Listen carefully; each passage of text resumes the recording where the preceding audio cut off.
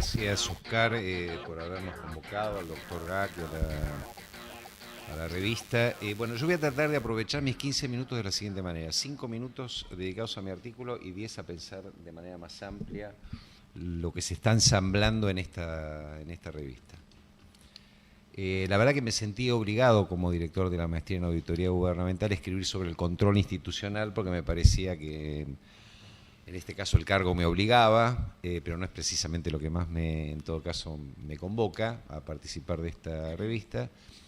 Y por eso escribí el artículo que escribí, a lo cual los invito a leerlo. Pero sí quiero en todo caso recalcar un par de afirmaciones fuertes planteadas en el artículo. Yo en realidad lo que hago es un balance del funcionamiento de la Auditoría General de la Nación y de la Sindicatura General de la Nación. No me imaginaba que otro escribiera, por eso lo hice. Ahora me entero que Oscar Lamberto ha escrito sobre el caso de la GN. Y lo que intenté es un balance. Hago un par de afirmaciones fuertes que recorren el artículo. La primera afirmación fuerte es que no se entiende el diseño institucional de la Auditoría General de la Nación y de la Sindicatura General de la Nación y todo el sistema de control interno y externo que existe hoy a nivel del Estado federal, si no se entiende que lo que alineó esta reforma es la implantación de un sistema integrado de información financiera. Si uno no entiende esto, no entiende el sentido que tuvo la reforma. Es decir, lo que mandó en esta reforma es la creación de un sistema integrado de cuentas públicas. Y ese era el eje de la reforma. Destaco esto porque esto tiene algunas particularidades. No precisamente en este artículo, sino en otros que estoy publicando.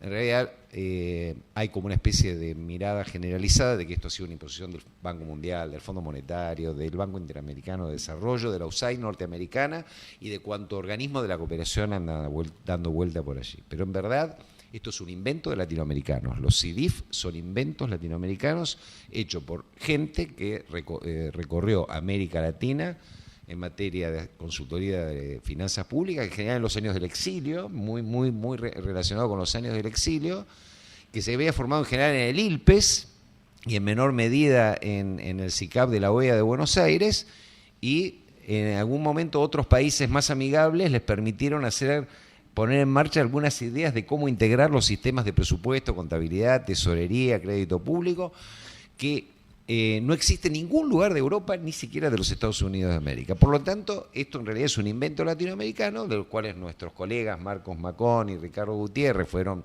miembros privilegiados de esa red latinoamericana que se formó en los años 70, 80 y 90, y que lo siguen haciendo hasta el día de hoy, se siguen subiendo a los aviones, difundiendo los CIDIF por América Latina, y esto fue lo que mandó. Y de hecho el caso argentino fue un caso de notoria eficacia, cuando digo la palabra eficacia, de volver eficaz, pasar de la ley al marco conceptual, del marco conceptual a poner en marcha un nuevo sistema de cuentas públicas integradas.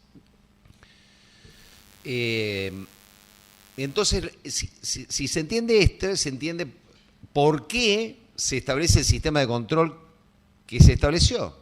Porque en realidad lo que primaba era que el propio CIDIF estableciera como mecanismo de registración en línea un sistema muy automático de control interno. Y por lo tanto que no tenía que haber ninguna intervención previa de ninguna institución externa. Hoy todavía en la República Argentina a nivel provincial las contadurías generales de las provincias y eventualmente en algunos casos los tribunales de cuentas siguen haciendo intervención previa. Pero allí lo que primaba es que la intervención previa desapareciera y que la responsabilización fuera de las autoridades. Y esto es un punto nodal, porque el sistema de control argentino, que forma parte de la segunda grupo de afirmaciones fuertes, no puede funcionar de ninguna manera si el sistema de control interno no funciona, porque en realidad está basado en el principio de que no hay ningún agente externo que verifique si efectivamente se está cumpliendo con la ley, si se están registrando los datos de acuerdo a las normas de contabilidad generalmente aceptadas y si hay una orientación al logro de metas de servicios y de impactos de las políticas públicas que pueda evaluar la razonable relación entre los insumos físicos y su costo financiero puesto por el sistema democrático en manos de administradores y políticos y los resultados de las políticas públicas. La verdad, como está armado el sistema, por más que en algún momento la AGN llegue, llegará ex post. Y por lo tanto, la base de que el sistema funcione es que su sistema de control interno funcione. Y esta es una de las afirmaciones fuertes. Yo después hago un balance que puede ser discutible, pero donde digo que hay luces y sombras en las historias de los dos organismos.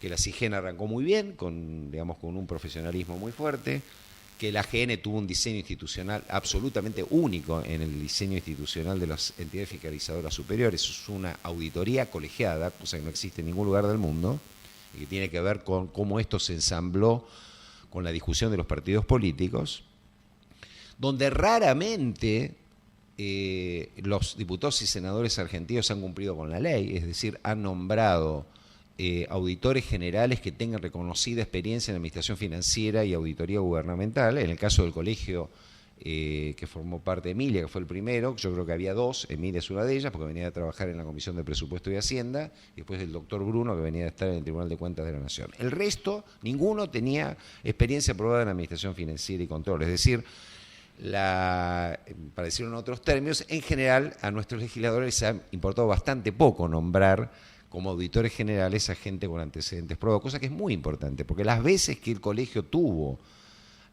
mayorías, independientemente de los partidos políticos que la conformen, o a quienes representen, la verdad que el profesionalismo ha tendido a primar. Bueno, esperemos que ahora, con la llegada de Lamberto, ya no solo como un miembro más del colegio, sino además como presidente, el profesionalismo mejore bastante más.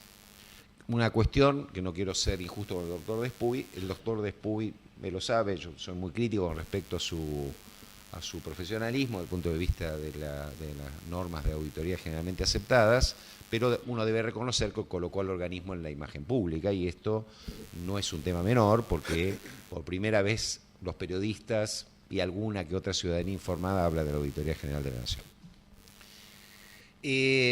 El artículo tiene una serie de recomendaciones más para la CIGEN que para la AGN, porque, insisto, creo que sin control interno no hay externo. Y la verdad que el artículo está escrito el año pasado como por septiembre, así que hay que leerlo con beneficio de inventario. La verdad que creo que nada de lo que yo recomiendo que deba hacer la CIGEN allí lo vaya a hacer la actual CIGEN. Pero bueno, está escrito de septiembre, discúlpenme. Ahora quiero pasar a lo que más me interesa, que creo que me quedan aproximadamente 3 minutos. Si uno mira... ¿Un poquito más? Gracias.